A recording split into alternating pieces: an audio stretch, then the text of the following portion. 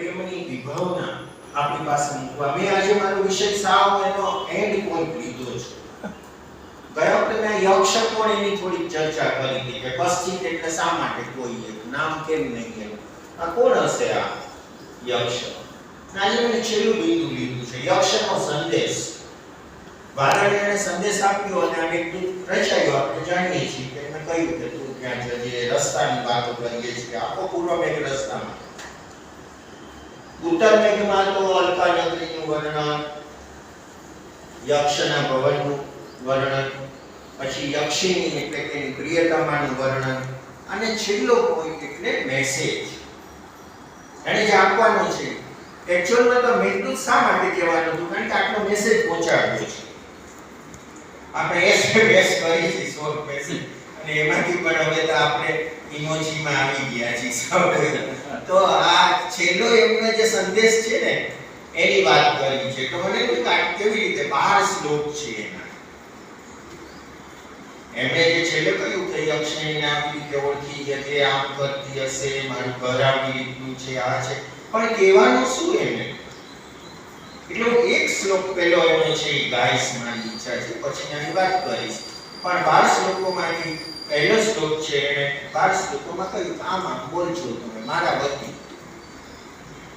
મન મુખે ન, એટલે મારા મુખ બનીને તમારે બોલવાનું છે. હું જે તમને મોઢાનો શબ્દ આપું છું તમે ત્યાં કહી દેજો. પહેલો શ્લોક એનો છે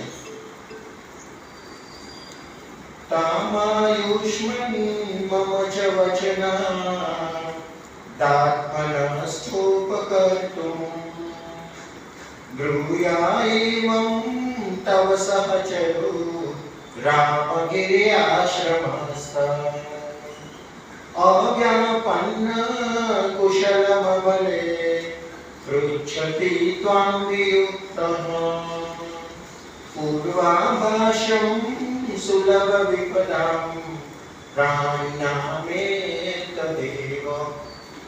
આયુષ્માન ગયું તો ખૂબ સરસ છે કે સંબોધન કર્યું હે આયુષ્માન. અહીંયા વાદળ માટે સંબોધન કર્યું છે બહુ સરસ છે આયુષ્માન. એટલે જેનું લાંબુ આયુષ્ય હોય એવું એટલે મેઘ છે ને તમે જુઓ કે આ પ્રતિ વર્ષે નવો નવો બનીને આવતો જ રહે છે. એટલે એનું આયુષ્ય કેટલું આપણા બધા માપદંડો નાના પડે. એટલે આમ જોઈએ તો આયુષ્માન બરાબર છે, પણ અમારે સંસ્કૃતના ટીકાકારો છે ને એ તો આ બધામાંથી વ્યંજનાઓ ગોતે કે આયુષ્માન એટલે શા માટે? તો કે એ પોતે તો આયુષ્માન નહીં, બીજાને આયુષ્ય આપે છે, માટે આયુષ્ય. વાગડ ગામ તો શું થાય? આમ તો ભૌતિક અર્થમાં વિચારી લ્યો તમે. વીજળી આ બધું પાણી ન હોય તો આપણે શું થાય? રાજકોટે જોયું છે દુનિયામાં. એટલે આયુષ્માન એટલે આખા જગતનું આયુષ્ય છે.